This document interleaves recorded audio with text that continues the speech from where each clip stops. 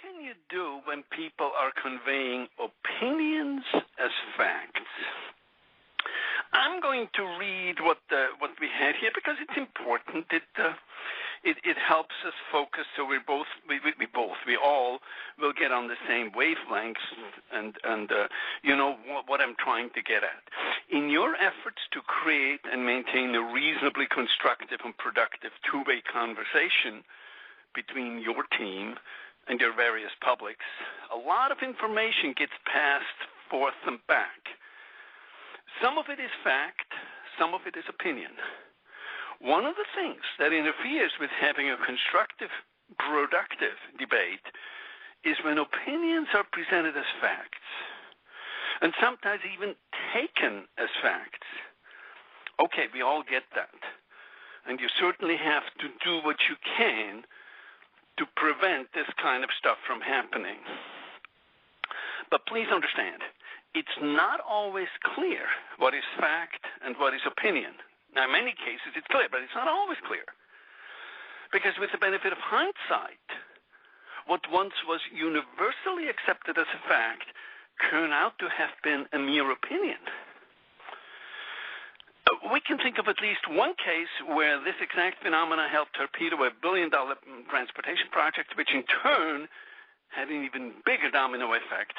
And if we have time at the end of the presentation, I will talk about what this is specifically about. It has to do with the Boston Inner Belt, which was about $1 billion project, and because it was torpedoed, it turned into about a $14 billion solution that could have been solved with a single billion. Okay, the outline I've come up with, you will notice.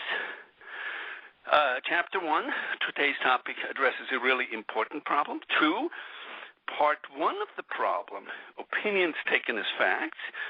Chapter 3, part 2 of the problem, facts taken as opinions. And that, of course, would be the Boston Inner Belt case if we have time to discuss it. Chapter 4, a gray area, and that is professional opinions. That's a very unique special kind of opinions, because it's really sort of facts, and we call it professional opinions. And then Chapter 5, so what are you to do? Chapter 1, and as usual, I will try to alert you when I'm reading from the outline that you may have in front of you, and then the rest of it, I'm obviously ad-libbing. So here comes my first ad-libbing. Confusing, substituting, mixing facts and opinions is a problem in all decision-making, even in personal decision-making. For example, take education.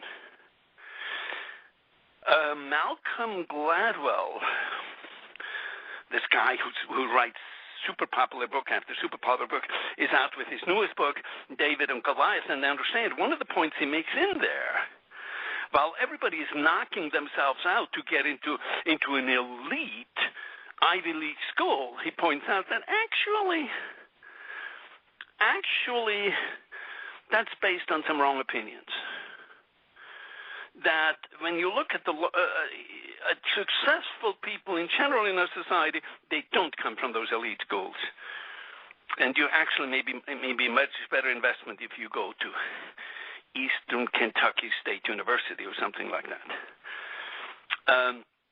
In personal decision-making about medical issues, because you may, or somebody in your family may develop a medical problem, and there may be all sorts of stories and opinions and theories floating around as to what you could do, what you should do. And then, of course, there may also be facts that only the professionals really are sanguine about, and we better not confuse the two. But what we're focusing on in our discussion is it's useful to flash back to personal cases, and I will do that again and again. But of course, what we're working on is about the work context, where this substituting, confusing, and mixing of facts and opinion happens in the context of your work. And in that context, it's really bad. Subheading C. In all of science, the rule is facts trump opinions. And what's an opinion? There's a lot of stuff that we discuss that we're not real sure about or that we disagree about. We tend not to call those things facts.